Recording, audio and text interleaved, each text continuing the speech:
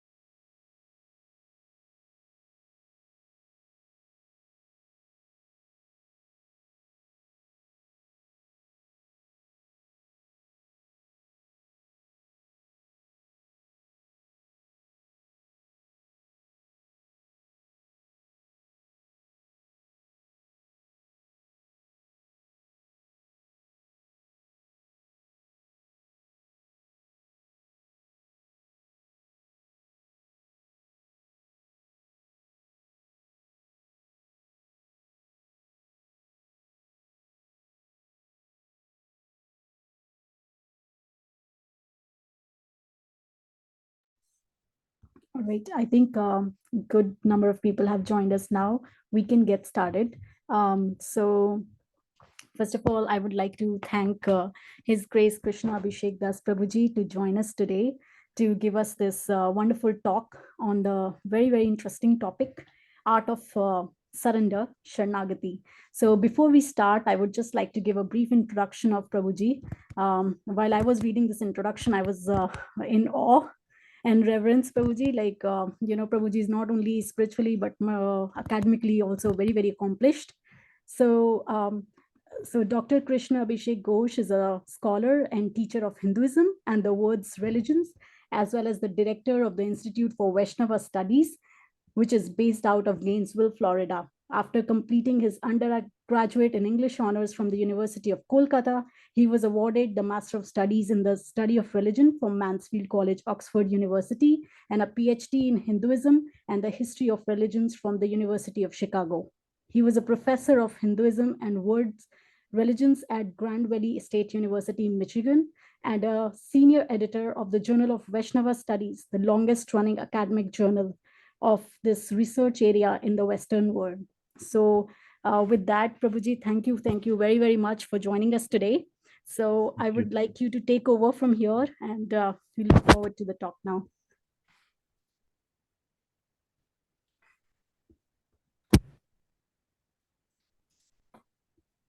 Thank you. Thank you very much for that very kind introduction. Uh, and I'm very grateful to be here with all of you tonight. I know it's a little late, but I hear this is the time the program happens. I've been asked to speak on Sharanagati, and I translate that word as shelter seeking. Sharan means shelter, and Agati means to come to or seek. So Sharanagati is shelter seeking.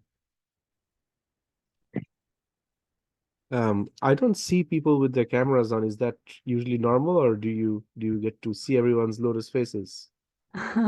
so it's a little optional at this point, Prabhuji, Okay. because everyone is not, Begin the business. uh, so I would request anyone who would like to turn on their cameras so that Prabhuji can, really talk to actual faces. That will be Yeah, nice. and it But makes it more interactive. yes, of course. Otherwise, I'm just staring at the camera and uh, Thank you, everyone who are turning on their cameras thank you now. so much for those who are coming alive. Otherwise, it feels like the pandemic all over again.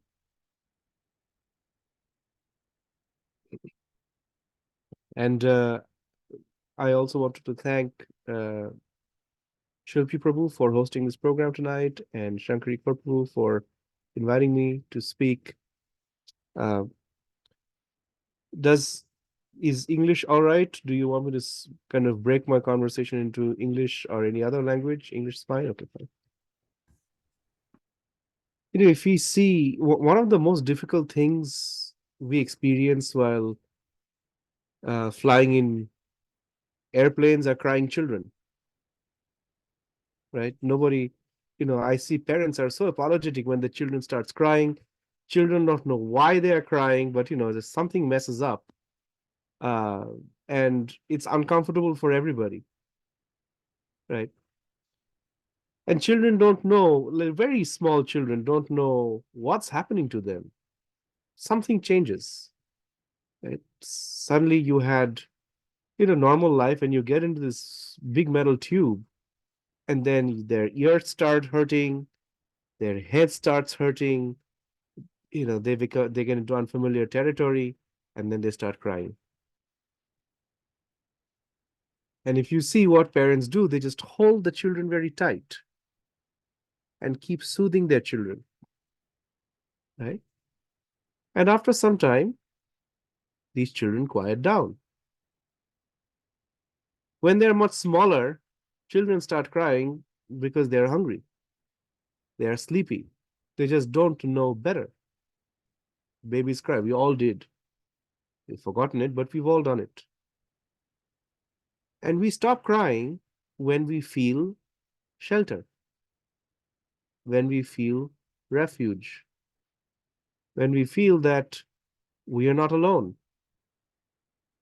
that there is something that is much above us, much beyond us, is benevolent, is taking care of us, and we'll be all right. That feeling of it's going to be all right is the result of Saranagati. When we believe it'll be all right and trust things that is not going to make it all right, then we will experience disappointments. But if you trust things that are actually going to make things all right, then we will find peace. And so taking shelter or seeking shelter at the right place, at the right time, in the right way, is directly going to lead us to peace and comfort rather than disappointment and frustration. Now, I want to see a little show of hands here. If you go to the reaction button and um, like a little thumbs up or something, how many of us have dealt with frustrations about the same thing again and again? And we go through our lives, thinking, hey, I'm doing everything I can in my power to make it all right, but things don't just solve it themselves. Right? I see some hands going up. This is because we probably taking shelter in ways that isn't effective. And within the Vaishnava traditions, first in the Sri Vaishnava tradition, and then in the works of Bhaktivinoda Thakur in the Gaudiya Vaishnava tradition, we hear a particular system of shelter seeking. And Thakur says, Sri Krishna Chaitanya Prabhu jive daya kori, সপার্ষদস্বীয় ধাম সহয় অবতরী অত্যন্ত দুর্লভ প্রেম করিবারে দান শিখায় শরণাগতি ভকতেরও প্রাণ. This is the first song of a set of poems called Saranagati. And then he says, Doino Atmo Nivedana. I'll translate and unpack everything for you. So just hear me through. Doino Atmo Nivedan, গোপতৃত্বে বরণ, অবশ্য রক্ষিবে কৃষ্ণ, বিশ্বাস পালন. Doino means being modest, being humble. Being humble does not mean beating yourself up. Being humble doesn't mean that you get into a verbal competition to prove that you are worse than everybody else. Being humble means to think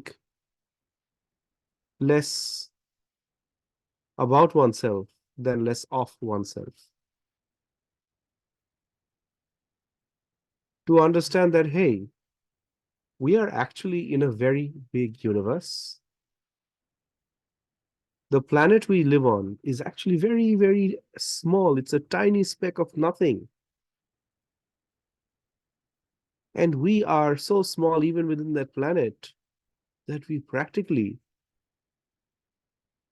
mean nothing in this big wide universe, except we think of ourselves as something so big, as if we are the master of it all.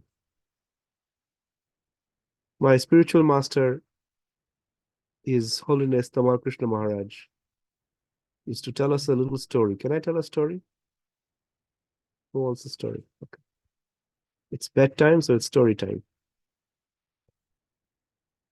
That one day when he was young, Srila Prabhupada made him the temple commander in Los Angeles, the Las Vegas Boulevard temple. And after becoming temple commander, he was commanding everybody around because he was the commander. Excuse me. And then Srila Prabhupada called him and he said, can you please bring the first canto of Srimad Bhagavatam? And so he brought this first canto. Have you seen this? And Srila Prabhupada showed him the cover of this book. And he said, do you know what this cover means? I said, what is it, Srila Prabhupada? He said, this cover shows the spiritual world. And, material science wants us to think that the universe is dark and bleak and there's nothing out there. And we must send rockets and telescopes and probes to figure out if there is any life. But the Srimad Bhagavatam tells us that this whole universe is teeming with life. And the spiritual world is unlimited. And the material universe is maybe about 1/4 of that spiritual universe. And within this material universe, which is almost unlimited, there are millions and millions of universes. And we are in just one of them. And within this universe, there are millions and millions of galaxies. And the Milky Way galaxy is just a, average galaxy. And within the Milky Way galaxy, there are millions and millions of solar systems. And ours is a medium-sized star with its own solar system. And within all these planets, there is so much. There is planet Earth. This planet Earth has 7 islands. And out of these 7 islands, America is just one. And within that, there is a very small city called Los Angeles. And within the big city called Los Angeles, there is one small temple. And within one small temple, there is one temple commander, Tamal Krishna. And he thinks he's the Lord of everything. Right? And then Gurudev said, okay, I understood. But Prabhupada was making a very strong point that we are actually very small within this very wide universe. But we think no end of ourselves. To get a reality check and realize that we are actually quite small, we are actually quite insignificant.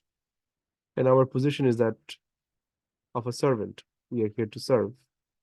That is the first step of shelter seeking. If you think that you are big, if you think you're strong, you're powerful, maybe in your career you are.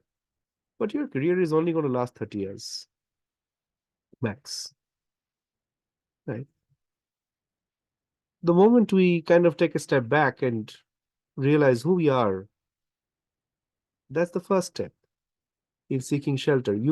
Unless you are small, unless you're humble, you cannot seek shelter. It's impossible. So becoming humble is the first step. The second step is to apply oneself, Atma Nivedan. That is when you realize that, hey, I'm here in this universe. I don't know how I got here. None of us here in this group or whoever might listen to this recording later knows why they had the set of parents they had. And I haven't seen a single person on planet Earth who hasn't had at least some complaint about their parents, no matter how nice their parents were. Right? So if you're a parent, brace yourself. I know you're trying your best, but somebody will complain. Your best will never be good enough. But you apply yourself nevertheless. Any good parent does that, right? Similarly, when we grow up, we lose the kind of shelter that we had when we were kids. There were adults around us to guide us. They were our parents, hopefully. They were, teachers. Because we were small, people used to be kinder to us. And somehow our body became big and we got our degrees and we got into jobs and people started treating us differently. But what happens is that, we have a little child within us that is very often neglected. If we are able to go back to the little child and apply ourselves with humility, then you would see that something changes. We are able to seek shelter by really applying ourselves. And if you've noticed children, they're actually in some ways better than adults. When they have questions, they ask it. No matter how stupid the question is, they are not perturbed. They will ask you. And sometimes children have an endless number of questions. Have you seen that? Children just keep asking questions. You know why they're asking questions? Because they're applying themselves. They're sincere, right? They are humble enough to say or to show that they don't know and it's okay. So when we come back to that state of mind, being humble, applying ourselves and asking questions, then we have taken first two steps towards seeking shelter. The third step is Goptritve Baron, that is to accept the shelter of the divine. Know that I am not the biggest honcho out here. There is something above me. There's something more powerful. There's something more benevolent. And it's okay to go and take help from someone or something that's much bigger than I am. Right? That's the third step of Saranagati. The fourth step of Saranagati, and there are 6 steps, and after this, I'll stop and I'll just open the floor to questions and answers, and we can go from there. The fourth step of Saranagati is to be convinced that by Krishna's grace, everything is going to be all right. Avashya rakhibe Krishna vishwasya palan. Right? When things go horribly wrong, remember that such situations are actually the beginning of something really nice. And, everything in this universe is very dramatic. And so, unless there is conflict, unless there is shock, unless there is, some disappointment, there cannot be drama. Life would get very boring if these difficulties didn't come to us. But to know that this is not the end is the fourth step of Saranagati. Excuse me, I've got a cold. The last two steps are related to one another. And these are probably the two most important principles that will help any seeker on any spiritual path to make good decisions in their life. Sometimes people come to me asking, should I get married? Should I not get married? Should I join this college? Should I not join this college? Should I take this job or should I take that job? And it's like, I don't know. I can't take decisions for you. And very likely, no matter what decision you're going to take, you are going to regret it. Because, every time someone gets a new job, they're so excited on day one. And then 2 years later, they're like, I want to get out of here. Right. And Sri Krishna explains that we people, we have a certain circular way of thinking that drags us into difficult situations. Dhyayato vishayam spumsha shangasteshu upajayate, Krishna explains in the second chapter of the Gita. That when we see something and we fancy it, we are attracted to it, we want it. You're walking down, say, Chicago Magic Mile, and you see that Prada bag, you want it.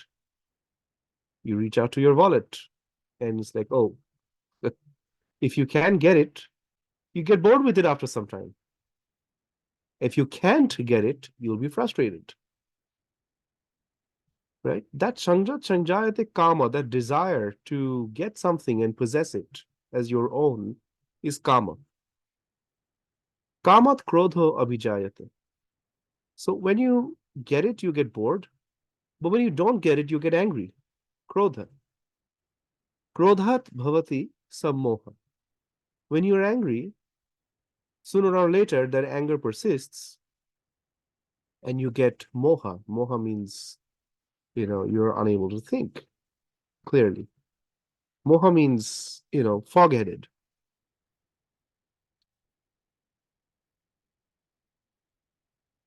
Sammohat smriti vibhrama.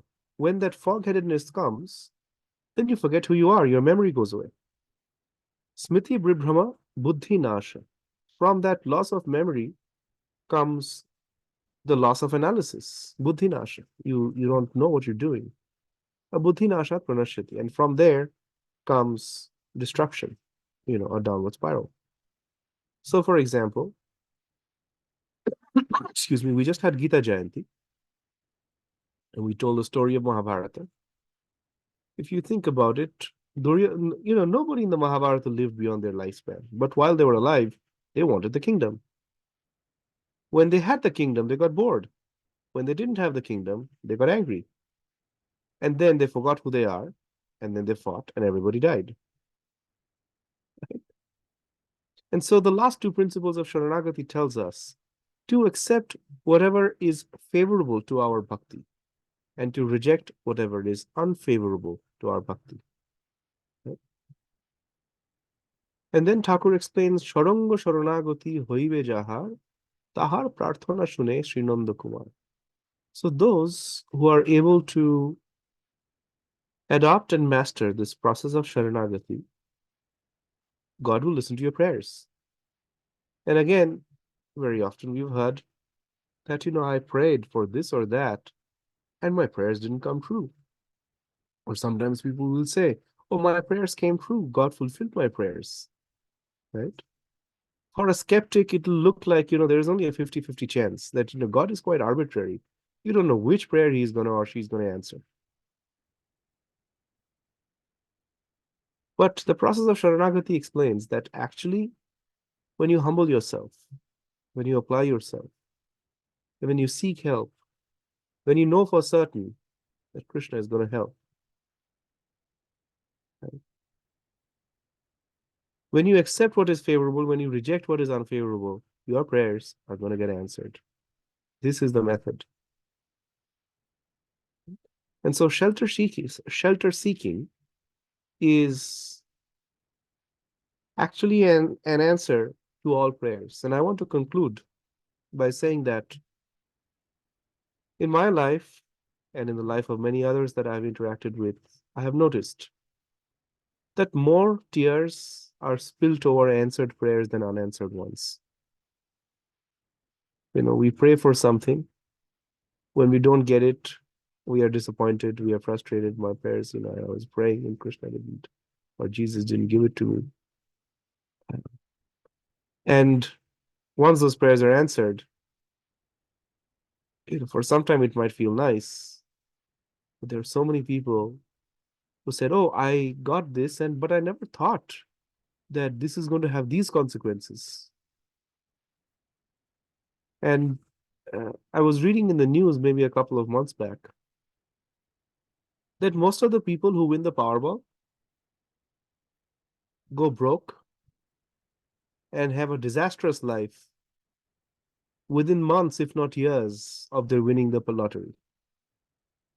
Right? And I know that there are so many people, millions of people in America praying to have this windfall, win a lottery, because times are hard and everybody wants financial freedom. But if they get it, 99% of them just lose it. Right? So many people I see, they pray to get into this college or get married to that partner and, get this job and that promotion. And you go back to them after a few years, the intensity of their prayer is gone. And what they have is not perhaps what they cherish the most. However, when we find shelter, Sharanagati is shelter seeking, when we find or when we come to shelter, there is nothing left to ask for, actually. And Vyasadeva and Patanjali Muni explain in the Yoga Sutras that at the end, one experiences a kind of samadhi called Dharma Megha Samadhi. And of course, our acharyas only gloss over it briefly. But I think the idea of that samadhi is very powerful. The Srimad Bhagavatam talks about it, that we become like a cloud. You know what clouds do? Whenever there is heat, the water evaporates and becomes a cloud. And when there is enough cloud, the water rains down and cools the earth. And similarly, Vaishnavas, devotees of the Lord, they are pure like a cloud, right? They come into the material world based on the circumstances they find themselves in, the davanala, the forest fire they find themselves in. They percolate, and whenever the time is right, they rain down and extinguish the forest fire of the material world. Samsara davan lalidha loka tranaya karanya ghana ghanatvam. Right? And that is when one becomes perfect in their Sharanagati. When they perfect the art of Sharanagati, then we are able to actually reach out to others and give them the relief they desperately need in this world. Right? So that's all I had to share with you tonight. I'm here for however long you want me to be, and I heard the program goes till 10 p.m. Is that correct? So ideally, the class goes on till 9:30, Prabhuji, 9:30. Okay, even and then better. the Q&A. So I Oh, think, yeah. So yeah, I mean, if you're done with the class, maybe I will open up the floor for yeah, please questions. do. Yeah, thank you very much, Prabhuji. That was very short and sweet summary of Sharnagati and the 6 points that you mentioned. Very, very precise, precisely you explained. I really like the point about how you mentioned about the child. I was just remembering my trip to India. I traveled to India for the first time with my 2-year-old, Mm. and I mean, she was comparatively okay to what I had expected. So probably some of my prayer got fulfilled. But I was looking at the kids who was sitting right beside me, and I could see, because he was much younger, that kid was much younger, probably like 5 6 months, and he was just crying at the top of his lungs. So I mean, as you were saying, like, unless we are comforted, we will keep crying, like we will keep seeking for shelter. And if you give that child one thing, he might feel pacified for some time, but then he will again start crying for, and then he will again start crying for something else, unless what he really needs is given to him. So yeah, so we are probably like those children who are seeking out our ultimate shelter. So thank you very much for that point. I could connect to it very well. And so, yeah, Prabhuji, multiple points you mentioned. I don't want to take up the whole time. I want to open up the floor for discussion, questions. Anyone, please go ahead, raise your hands. And I just, if I, while we get into questions and answers, I just want to um, assure you that very often people feel hesitant to ask questions because they think it's controversial. People will judge them, right? If that is the case, since we are on a Zoom call, please send a question privately to me, and without mentioning your name, I'll answer that question. So you're feel free to ask any controversial questions you may want or you may have had on your mind. Is that all right? Yes, absolutely. Absolutely. So, yeah, please feel free to, however you want to ask the question, chat, unmute yourself, raise your hand, Sure. email, however I don't you know want. what I signed up for, but here we go. Neha Yes, has a question. Neha Mataji, please go ahead. Hare Krishna, Abhishek, Prabhuji. Thank you so much for such a wonderful lecture. I mean, it was really nice to hear from you. It was short and sweet. I have one question that is going on in my head probably since my childhood. Mhm. Um, so, I come from a family who has been into like praying and everything, and I have been doing that since my childhood. Who's going to But what? into prayers, like praying to Right. God. Okay. So since I was like 4 or 5, since I know myself, basically I have been praying to God. Mm. But after coming to US and staying in like different places, seeing people who have been following different path, Mm. like now when I was in India, or when basically when you say when I was between my family, there was no question. I used to believe, okay, this is Hinduism, our God is more powerful. But Mm. now the most basic question that arises in my mind is, are we praying to a name or just a universal energy that we feel humbled or we feel grateful for, that Mm. we basically pray to? Or versus, like, basically I'm trying to understand who is more supreme. Is it Krishna, is it Jesus, or is it just supreme form of energy? Mm. That's an excellent question. Thank you so much. First, let me answer the question on, what is praying. And so, if you've seen in Indian Railways, sometimes you get on the train and somebody's ticket didn't get confirmed, and the TT comes in and they're about to throw you out of the train, right? And you fold your hands and says, "Please don't do this. I'm going to give you something. Let me just get to my destination," right? So we usually pray to whoever we think is the most powerful. And that's across the board. People who do not believe in God also pray, if you think about it. There are Buddhists. In Buddhism, there is no God, but Buddhists pray. Who do they pray to? Well, they don't know. And so, they have the same question as you, that who exactly am I praying to? The second is, who's the most powerful? And I'd recommend watching a little YouTube video on that by Tamal Krishna Goswami called Gods, Demigods, and Incarnations. You can do this on your own time. Um, in terms of who is Krishna and who is Jesus, we have to understand that the divine has very many ways of expressing itself, and God can come in any form he or she wants. In other religious traditions, God comes only as humans. For us Hindus, there is Matsya Avatar. God comes as a fish, God comes as a tortoise, God comes as a pig, God comes as a lion. God comes in any form he wants, and we have absolutely no control over it. And one time I was going in an auto rickshaw in Bombay, and I saw in the front they had a picture of everything. There was Jesus Christ, and there was Kaaba, and there was a Ganesh, and there was Ma Lakshmi, and there was, Sai Baba, everything. And I said, "Why do you have that picture?" He said, "Just in case. Ye Mumbai hai, bhai sahab. Just in case. I don't want to piss anybody off, right? I want to pray to everybody, just in case something bad happens. I'm insured, right?"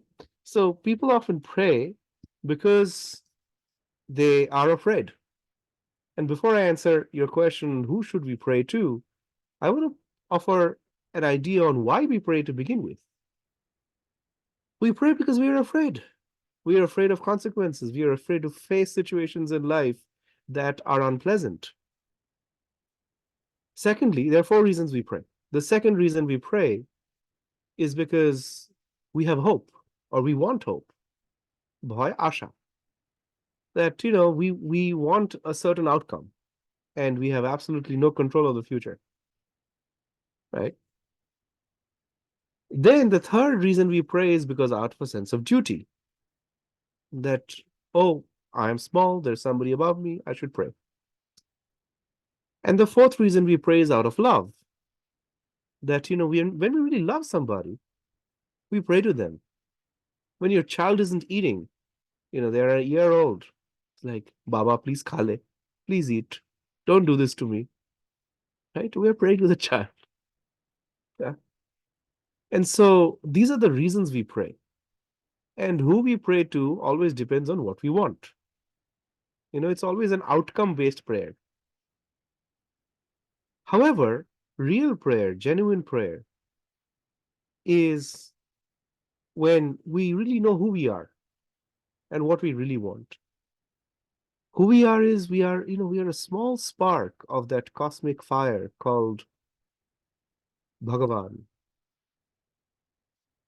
And real prayer is about reconnecting with Bhagavan. And I'll tell a short story if I may. Story time are we ready? I see Shankari Prabhu as, I'll get to you too. One day, a child went to a fair with his father. You know what a fair is? Mela. And after going to the fair, there's lots of lights and lots of toys and lots of jalebis and lots of gulab jamuns. And the child starts asking, "Father, I want this and I want that." And father gives him some sweets. He says, "No, not that, this, that." And says the child, "Papa, Papa, I want to get on the merry-go-round." No, later on. "Papa, Papa, I want a jalebi right now. I want this gun. I want that." The child keeps asking. And one time, what the child does is sometimes the child wants something so badly, he lets go of his father's hand. Right? And I want this, I want that. And suddenly, one day he realizes, moment he realizes that I want everything, but I have left my father's hand. And he starts crying. And once he starts crying, all the jalebi walas, the merry-go-round walas, they see this child crying. They say, "Hey, beta, have one jalebi. This is free for you. Stop crying." Nobody wants a crying child. He wants the child, the merry-go-round wala says, yeah, you get on free. Will the child want to get on the merry-go-round or eat that jalebi without the father's hand? No, the child will feel very lonely, will feel very lost. So at that point, the child will only pray, "I want my father's hand back." So for so long, when the child held on to the father's hand, the child was asking for all kinds of things. And that story explains why we are here in this material world. When we are holding on to our father's hand, we want this, we want that, we want this, we want that. And now we have let go of our father's hand and we are experiencing this material world. And this material world is giving us so many things. Take this, take that. But because we are not holding on to our Father's hand, we feel lost and we are crying, right? And thus, our real prayer is to get back and hold our Father's hand. Now, if you are in Western culture, it will be Jesus. If you come to Indian culture, it will be Krishna. And Krishna says, Aham bija prajapita. Aham bija prajapita means, I'm the seed giving Father. Jesus Christ says, I am the Son of God. Now, if you add 2 plus 2 in your head, that's your business. I'm not going to offend either Christians or Hindus on this. But my point remains that we have let go of God's hand. That's why we are here. That's why we are miserable. The moment we hold back God's hand, then everything that we are praying for is actually fulfilled. Right? And just to say, who is the supreme? You answer that question yourself. You see, every god is doing something. And this King Akbar in India, Akbar the Great, it's not that great actually, but still. Akbar said that I see all these gods and every god is doing something, killing somebody. Durga Devi has a Trishul and Shiva is, they're all doing something. There is just this one god who just relaxes and does nothing. He's just playing his flute. Right? And I said, if there is a god, this must be the one. Why? Because he has nothing to do. And for God to be God, God must be completely free. And if you look around, this one actually cuts, above everyone else. And for God to be God, not only must God be all powerful, but if God takes his own power seriously, then, it doesn't feel that great. And Krishna is the only one who is the most powerful, doesn't take his power that seriously. He's all strength, fame, knowledge, beauty, and he's detached towards everything. So if Krishna attracts your heart, then you pray to Krishna. Srila Bhaktivinoda Thakur says that this is not something you can solve with yukti. You cannot solve with logic. It has to be solved with ruchi. Ruchi means taste. So if you develop taste towards Krishna, you will find it's actually quite sweet. Was I able to answer your question, Nehaji? Yes, Prabhuji. Thank you so much. Thank you. Thank you. Please take care. I saw one more hand go up. Yeah. Mataji, please go ahead. Hare Krishna Prabhu, please accept my Dandavat pranams at your Yes, feet. hello. My Hello. pranams to To all you. the assembled Vaishnavas and Vaishnavis here. All glories to Srila Prabhupada. Prabhu, while we are talking about airplanes, I heard His Holiness Swam Bhagwan Keshav Swami share this experience that when he was traveling, he was right there at the where the emergency gates are, and he gets this extra leg space, but then that's the place where babies also get get to rest. And so he was saying that yes, there was this one baby who was crying and crying, and he said that the intensity of that baby's crying actually made him pray even more fervently. So he said, while my hands were in the japa, the way I was concentrating, I guess I had the best japa of my life. So yeah, that's just on the lighter side of that. But my question is about humility. We read about humility a lot, we hear about humility a lot, but when it comes to actual practice, I guess I'm the one who fails the most in that. So how to keep reminding ourselves to remain humble, and what's that definition of humility that we can apply in our day-to-day? I'm the wrong person to ask that question, first of all. My realization is that if you're not humble, your life circumstances will find a way to knock you and keep you in place. Right? It doesn't matter whether you're a devotee or not. If you might be a Wall Street banker, you might be the president of the United States, right? There is a story of the emperors, the emperor who wore transparent clothes, that everybody, the naked emperor, the story of the naked emperor, right? The emperor thought that I'm the best dressed person on earth. And the child said, hey, the emperor has no clothes. Right? And even the emperor was humiliated in public. There is no way you can know where the next knockout is coming from, right? And as we go through life, there are certain things we become proud of. And you know, life just knocks us down.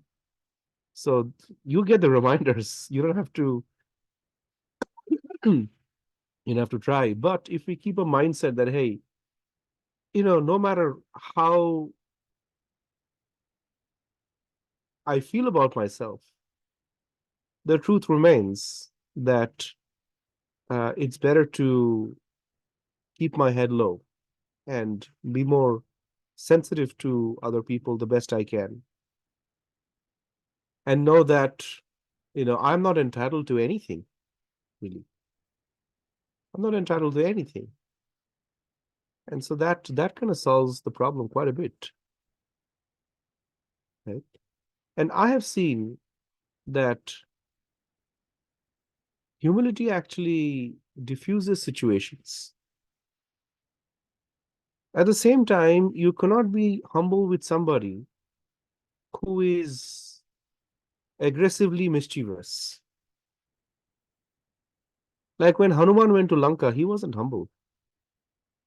His humility was to Lord Ram. Burning down Lanka was his humility. Right? So, to be able to demonstrate your talents at the right place is also an act of humility.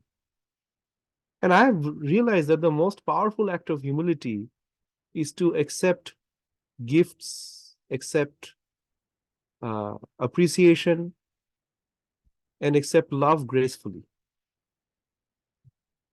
Sometimes when people say nice things about us, one of two things happen. We first believe that, oh, I deserve that merit, and that is the beginning of the end.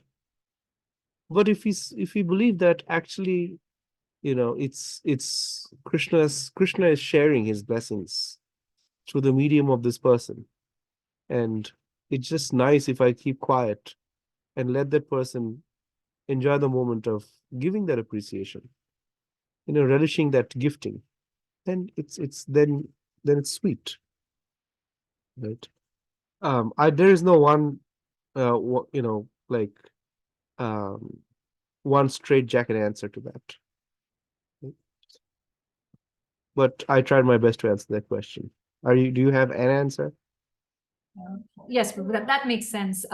It doesn't matter devotee or not devotee, but humility has to be cultivated. Otherwise, Krishna has his Absolutely, absolutely. I mean, last week, I had the good fortune of being a part of a roundtable meeting at the United Nations.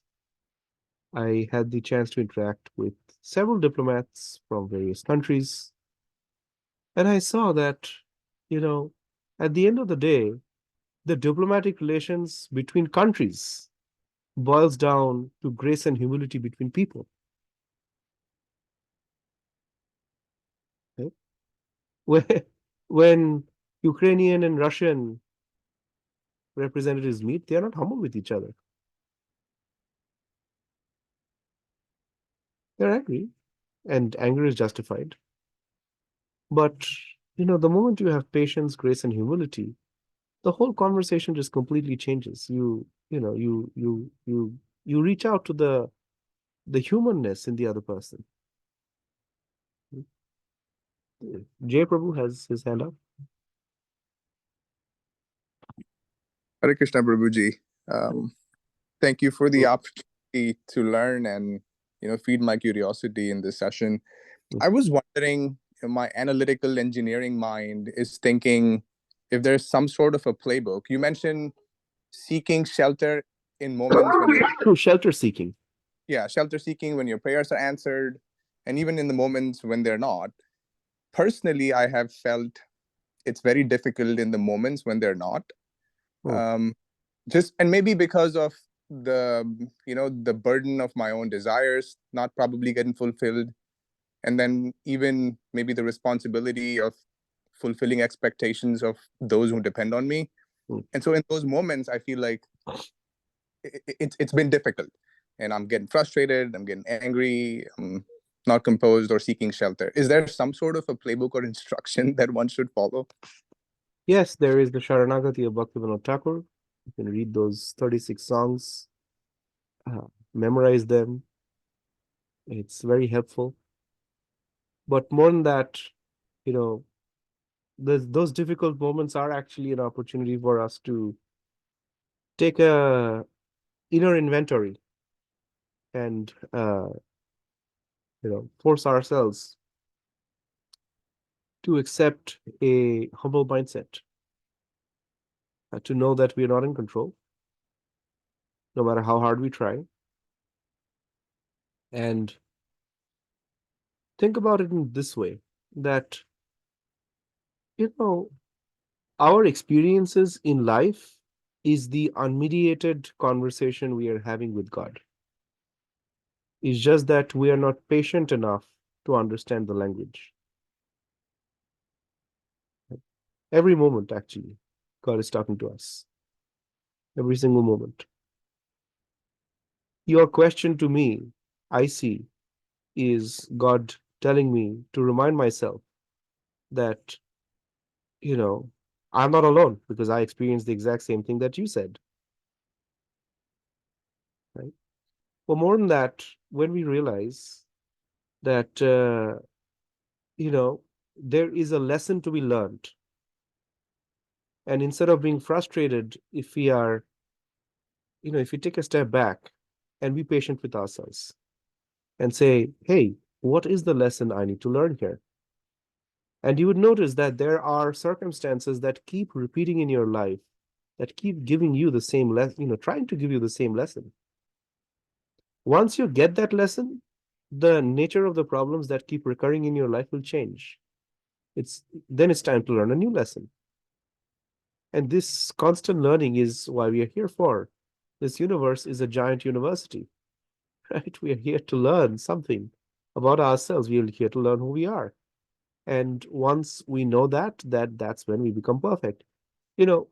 Jay, if you remember, you're an engineer, you said. There must have been times you were trying to solve a math problem and you were going nowhere. Has that happened before? Plenty. Plenty. But if you think that, hey, I can be frustrated, or I can take a step back, be patient, take help from somebody who's been here, done this before, and there is something to be learned here. And once I learn this lesson, it'll become so easy, the frustration wouldn't be there anymore, right? And that actually happens. And once you are through that, there is another new problem to tackle, right? If that works for engineering, that works for spiritual life as well. Love it. Thank you so much. Thank you. Thank you. Is there anybody else with any other questions, comments, thoughts, ideas, suggestions? I saw a message come in. 1 second. Sorry, Prabhuji, I cannot raise my hand. Okay, you're talking. I have something. Yeah, hi. Hare Krishna, Prabhuji. Haribo. So, this is very specific to the parents-related question, Prabhuji. First of all, big shout out to all the parents. We all are trying really hard, but sometimes things don't go as expected. So, what should we do? Like, do things that we have been doing as parent and submit to God, or just submit to God, say, and things will happen? That's a very good question. Well, we have to submit to God no matter what. You don't really have too many choices on that one. However, as parents, when things don't go as expected with our children, we have to know that we are dealing with a servant of God, and we are the servant of the servant. They might be younger than us, but we must remember that they come through us, but they do not belong to us. Let's note that they come through us, but they do not belong to us. And we only have the privilege of being their guardian, mentor, and hopefully a friend for just a few years. And then we'll be old people and they'll be out in the world. We'll have to depend on them, whether we like it or not. But that time is coming, if we are lucky. Right? So to let them grow at their own pace and to tell ourselves that it is okay to make mistakes. I made mistakes in my life as a child, and my child has a right to make mistakes. And if I am getting exasperated, then, when that child has a child, that child will be exasperated with your grandchild and you will not like it. Okay. Right? Yeah. And so when they make mistakes, and it's okay, right? Just to give them a big hug and say, I still love you. But next time you're doing this, maybe think about it a little differently. Right? And I've tried doing that with my child. She's 9, and it's actually worked out very well. She just got a letter from I think the State Department of Education governor, somebody, saying she's doing academically very well. She's done pretty well for herself, and I've had this philosophy to let children do the right mistakes, and it's okay. If they don't do it, they won't learn. If you're constantly correcting them and trying to make them a supersonic baby, they'll actually have a lot of resentment against you sooner or later. Does that make sense? It makes a lot of sense. Thank you, Prabhuji. But I do have a follow-up question, just Yes, please. related to this. So, this thought comes to me time to time. I think our generation is better than the next generation. When I speak to my parents, they see their generation was much better. Mhm. So, I can't say the generation is degrading or something. But is that true? I don't think so. Or the trend is getting No, worse? I don't think so, because what I'll tell you, there is some research on this, and I've read up the research on this. We usually tend to eulogize or glorify a certain past that is gone, where we had a great time. So when your parents were young, they had a great time, and they think of that time as a great time, and now they see that they're not having a great time, and therefore their generation was better. But there wasn't a particular time that was better or worse, right? I mean, Okay. think about it. Just a few decades back, the human lifespan was much more short, right? Yeah. In our grandparent generation, India was still under British rule. So if they said their generation was better, their time was better, you got to take it with a pinch of salt. Yeah. But thank you for your questions, Ashish. There are a few that came Thank you so in. much. There are a few that came in the chat box. Somebody said, my question is, how important are rules and regulations in devotional service, like giving up tea, television, etc.? Giving up tea or television is not a rule or regulation. It is just a way to accept what is favorable and reject what is unfavorable, right? There are two kinds of bhakti. One is called vidhi bhakti. Vidhi means bhakti based on rules. And so those who have no desire or interest, but they're in a very difficult circumstance and only bhakti can get them out of it, it's better to follow rules. But Srila Prabhupada points out in the Srimad Bhagavatam that freedom is the pivot, the main cornerstone of bhakti, right? Rules are not going to take you very far. Rules are going to keep you on track. Right? They are important. Think about it this way. If you are going to college, if you're going to school, how important are rules and regulations like wearing the uniform and not scrolling on your cell phone while class is going on? Are they important? Yes, they are important. But they're not as important as actually learning what you're supposed to learn, right? So if you need to look at a television to be able to learn, then do it by all means, right? And although we not drink tea because we avoid addiction, the principle is not just about tea. Tomorrow, some new form of addiction might come up. Tea wasn't a thing a few hundred years back in India. Tea or chai came from China.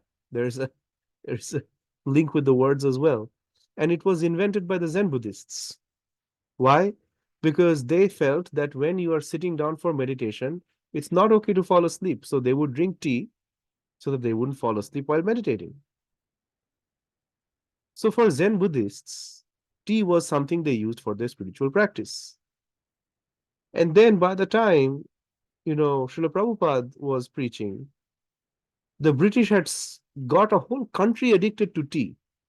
They would get up and, if they don't have their cup of tea, they will get a headache. And so then Srila Prabhupada saw that this is actually a bad addiction. And then he said no tea or coffee.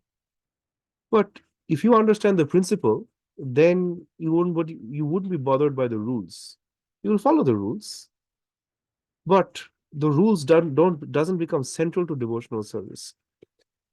As I said, rules keep you on track, but they don't take you very far. And Rupa Goswami points out that at a certain stage, one has to really go from Vidhi Bhakti to more natural forms of bhakti. I hope I was able to answer that question. There was somebody else saying, Padmodara Prabhu, dear Abhishek Prabhu, so nice hearing from you. Thank you so much. There's one question. It says, in situations when our prayers are unanswered, how can we really truly see the Lord's hand?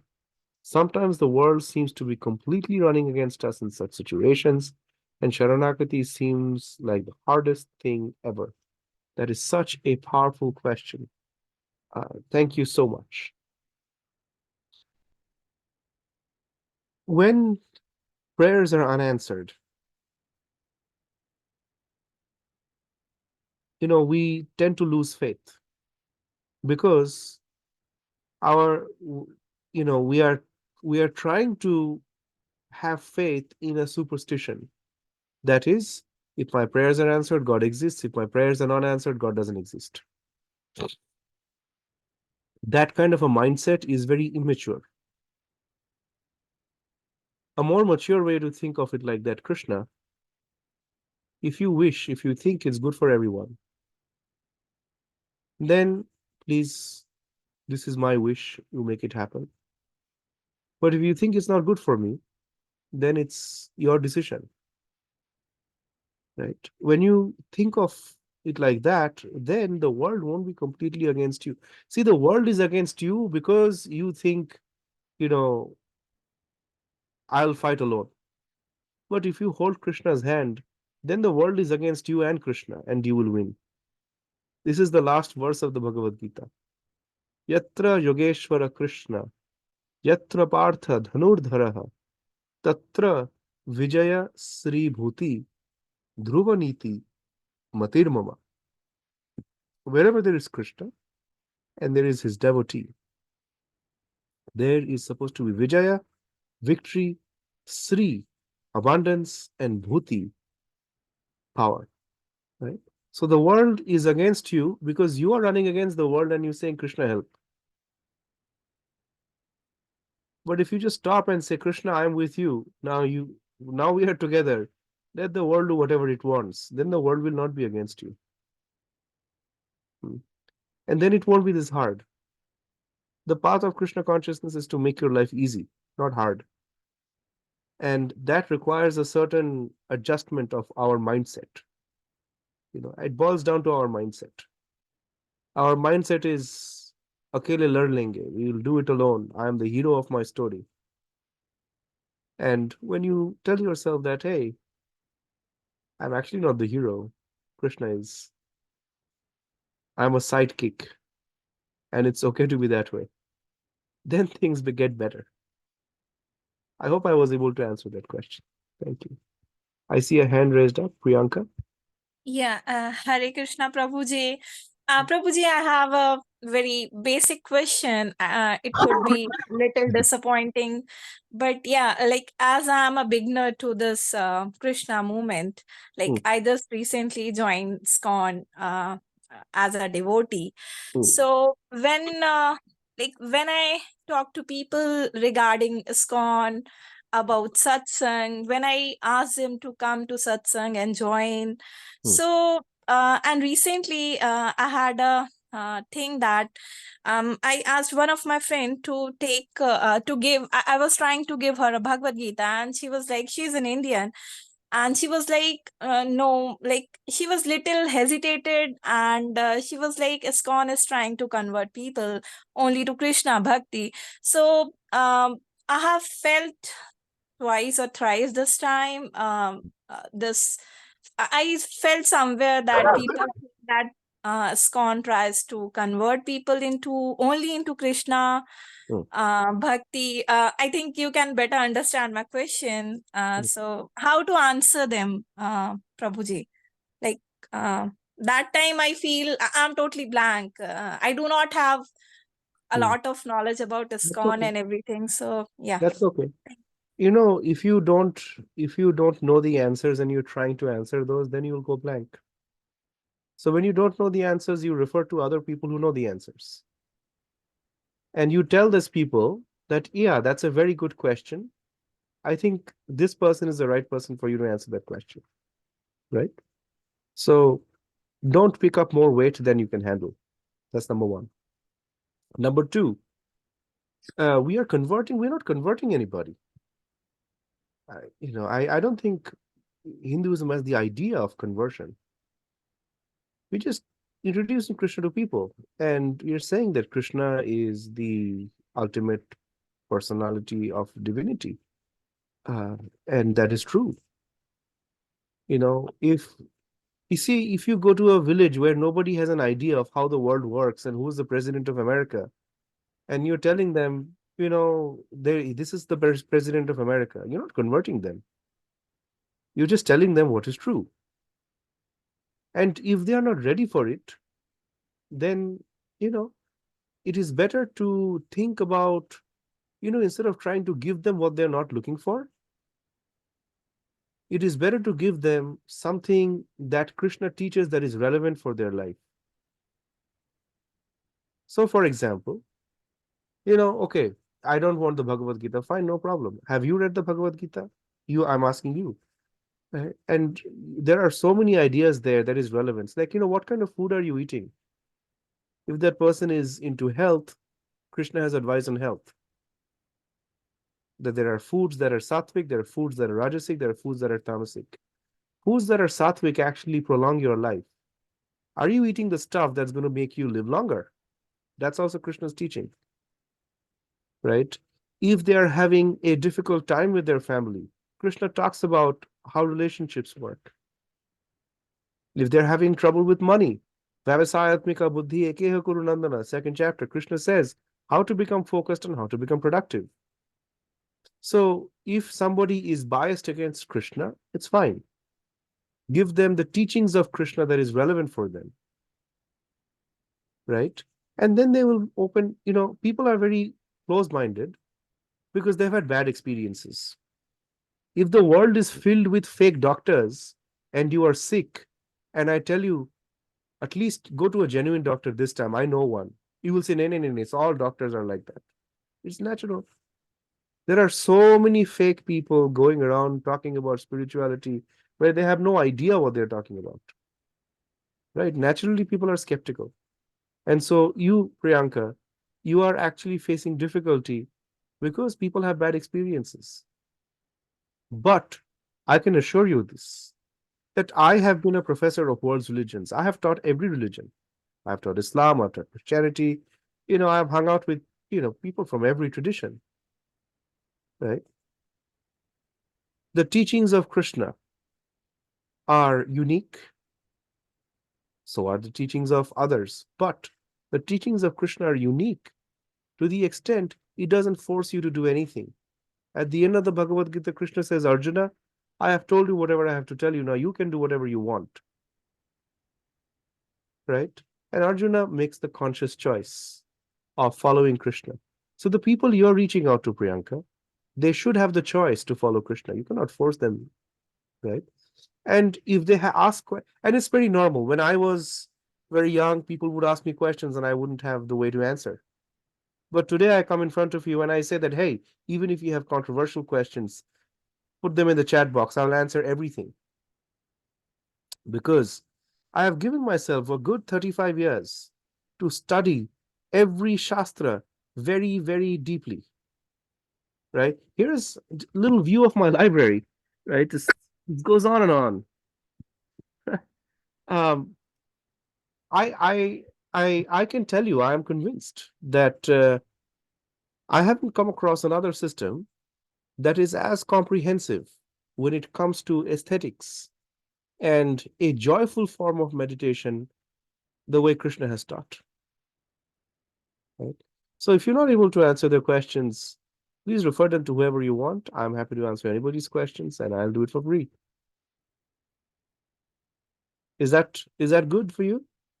It was awesome, Prabhuji. Thank you so much. Like, I have to do self-study for myself also. So yeah, thank you. If you you can only give others what you have. If you don't have it yourself, you can't give it to others.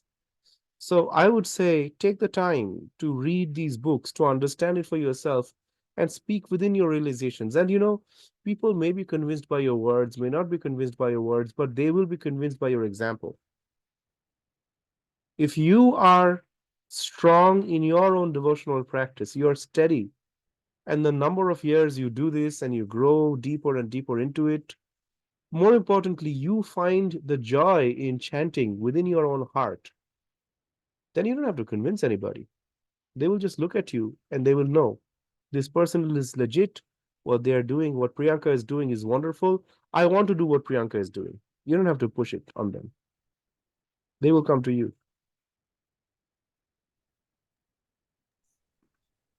Abhishek Prabhuji, I have a Yes, please. Who was next? Abhishek Prabhuji, I have a follow-up question to that. So if sometimes back you were talking about bhakti is a kind of taste. So what if we have taste for different gods? Like uh, I I pray to Ma and I pray to Krishna Bhagwan, I pray to Shankar Bhagwan also. And I have not been for last 1 year, I have been kind of devoting myself specifically only to pray to Krishna. But honestly speaking, that has not happened. My devotion to Ma still remains the same. My devotion to Krishna still remains the same as it was from childhood. And my devotion to Shiva still remains the same. That's fine. Even so, is there anything wrong when See, I'll that's tell what you. I've been trying to convince myself, like, have I been stubborn? But I don't want to be like, I don't want to listen to any Prabhuji that only pray to Krishna. But it is just not happening. I'm not able to I leave. understand. Think of it this way. Krishna is Papa, Kali is Bua, and Shiva is Chacha. Your Papa remains your Papa. सृष्टि स्थिति प्रलय साधन शक्ति rake छाये वजस्य भुवनानि विभर्ति दुर्गा इच्छानुरूप अपिचस्य सचेष्टतेश गोविंदमादि पुरुषम तमहम भजामि. Krishna, Durga is Krishna's sister. Krishna is your father. So father's sister is your Bua. There you go. Just because you love your father does it mean that you're not going to love your Bua? But your Bua is your Bua and your father is your father. You do not go and call your Bua your father. Right? Vaishnavanam Yatha Sambhu, among all the Vaishnavas, Shiva is the highest. And the Srimad Bhagavatam, the first commentary on the Srimad Bhagavatam is from Sridhara Swami.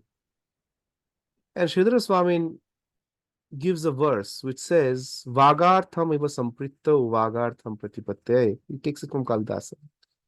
Jagata pitarau vande parvati parameshwaru. Okay, and here's the beauty of Sanskrit. Parvati parameshwaru, right? So you're going to think that Parvati is, Durga. Parameshwara is, who is Parvati's husband? Mahadev. Mahadev. So Parvati Parameshwaru. So he's calling Shiva Parameshwaru. However, in Sanskrit, there is something called Sandhi. When you break the Sandhi down, the word is Parvatipa. You know who Parvatipa is? Magori. Yeah. Parvatipa is Sita. Oh, okay. Huh? Parvatipa Rameshwaro, Ram Sita. This is the first verse of the Srimad Bhagavata commentary by Sridhara. So we have to understand that the word demigod in 19th century English means somebody who is not the supreme. And Krishna is Bhagavan, Shiva is Lord Vishnu, but in charge of Tamagun. Brahma is Lord Vishnu in charge of Rajagun. Every Deva, every Devata are energies of the Lord. And it is okay to have respect towards them. You know, within the ISKCON temples, there is Guru Puja every morning. So we worship our spiritual master. Demigods are higher than the spiritual master. But we worship the spiritual master knowing that this is the spiritual master. We worship Krishna knowing who is Krishna. And therefore, if you worship Devi or Shiva, we must know who they are. To worship in ignorance is not going to do anybody any benefit. To worship simply out of sentiment is also not going to give anybody any benefit. However, you know who, like you, 5,000 years back, there were a few hundred gopikas, few thousand gopikas who worshipped Durga Devi. And they went to Durga Devi and said, Katyayani, Mahamaye, Mahayogini, Abhishwari, Krishna Bhakti Prade Devi Yogamaya Namastute. I'm paraphrasing the Sanskrit. Right? Which means, my mother, my dear Katyayani Devi, Kali, you are Adhishwari, you are the controller. Please give me some love for Krishna. Right? And Katyayani Devi blessed them by allowing them to participate in the Rasa Leela. And so, you know, if you have sentiment towards them, it is coming because you grew up in a culture, very fortunately, where these divinities were actually powerful presence. However, when we understand how this whole thing works, you will naturally realize that Vishnu is the central, right? In Sattva, Krishna is the center. And then when Krishna appears, you know, Durga Devi appears to protect Krishna. You know, Mahadev is there to protect Krishna. Lord Brahma appears, Krishna does Leela with Brahma. I know you are not very attached to Indra because, you know, when we were growing up, Indra wasn't a thing. But when Krishna was growing up, Indra was a thing. And Krishna's father, Nanda Maharaj, was very attached to Indra. And Krishna said, yes, that's fine, but you put Govardhan in the middle and we'll take care of Indra. Right? So as long as the picture is clear in your head, you please respect whoever you want to, whoever your heart calls. Am I able to answer your question? Yes, Prabhuji, thank you so much. This was beautiful. Hare Krishna. Hare Krishna. Thank you very much, Prabhuji, for so patiently and nicely answering all the questions. If you don't mind, there is one more question that I had been waiting to ask. Please, It is please. being asked by someone else in the chat. This person is anonymous, so I will just ask the question. Is surrender to Guru same as surrender to Krishna? If one remembers Guru at the time of death, would Ant Kale Chamam Eva still apply? That's a good question. You know, one day I'll answer this by giving an example. One day I was having lunch with Radhanath Maharaj at his home. And like you asked me, you know, basic questions, even though I knew the answers, I love asking him basic questions. And I said, you know, I don't really understand what it means to go to Godhead, to go back to Godhead. What does it mean? And he said something very beautiful that has stuck with me. He said that, you know, in the journey of your life, you'll meet so many people. And this is what it means to take them back to Godhead. You should give your heart to them. And some will trample over it, and some will reject it, and some will take it and give their hearts back to you. If you can take their heart and give it to Krishna, that is taking them back to Godhead. If you can take the heart that people give you and give it to Krishna, that's taking them back to Godhead. If you remember your guru at the end of your life, it is not the same as remembering the Lord, but it is a giant step forward. And Chokhudan dilo jai janme janme prabhu shai. A guru is somebody who has opened your eyes. One who has opened your eyes with spiritual knowledge and given you that aha moment is your guru lifetime after lifetime. It doesn't matter whether you go through the ritual of initiation with them or not. If you remember them at the end of your life, then you will go back to the shelter of the spiritual master. And the spiritual master, if that spiritual master is a genuine spiritual master, she or he will take you to Krishna. Remembering the Lord is the perfection of life, but if you remember the devotee of the Lord, you will automatically remember the Lord. If the guru is the servant of Krishna, by remembering the servant, you'll also remember the master, and you will get the same result. I hope I was able to answer that question. Thank you very much, Prabhuji. Yes. All right. People are popping out. They're falling asleep. Thank you very much, Prabhuji, for joining us today. I know people want to leave, but I just have few announcements to make. But before that, Prabhuji, if you would want to drop, because I know it's almost going to be 10, you can. I just have to make a few announcements for our upcoming programs. All right. Do you want me to stay? Do you want me to leave? Whatever you That's want. totally fine, Prabhuji. If you would like Are those announcements relevant for me? No, Prabhuji. Actually, you're in Florida. We would love to have you in New I Jersey. was in New York just last week, except I don't want to go back to the cold. So yes, during summer. Yes. And if you want, this is something I'm happy to put on your plate. This year we have booked a retreat at New Vrindavan in June. Okay.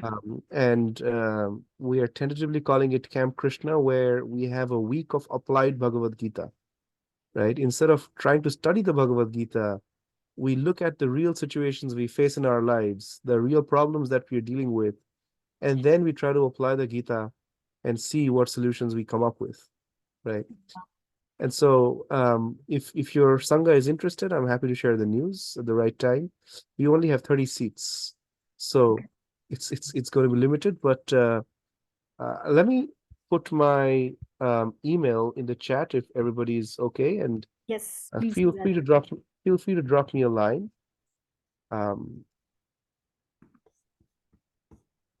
And thank you once again for having me here tonight, and I wish all of you all the best and all success in your spiritual journey.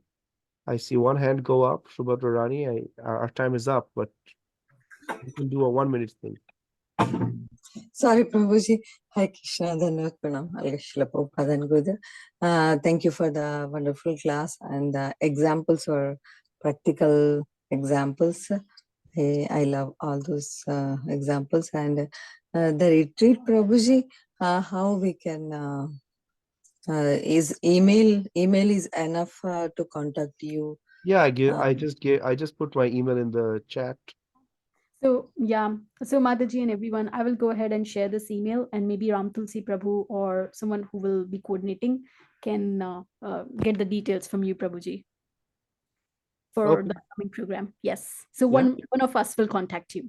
All right. Please take care. Haribol. Yes. Thank you so much, Prabhuji. Thank you for joining us. And everybody else, just a quick announcement for you all. I'm quickly sharing my screen.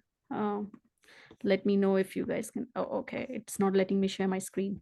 All right. So I think I won't be able to share, but I don't want to hold up everyone. So our upcoming programs this Sunday, we have His Holiness Bhakti Vasudev Maharaj joining us.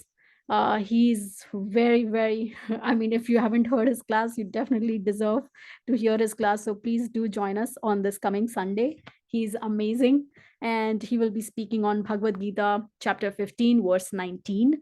And of course, we will be following the same schedule as we follow every Sunday. But right after the prasadam, we will be having our New Year celebration from 8 p.m. till midnight. So please don't miss out. If you are home, and then definitely please join us this Sunday. And it is the last day of the year, 2023. Thank you, everyone. Thank you for joining. Very good. Haribol. Haribol.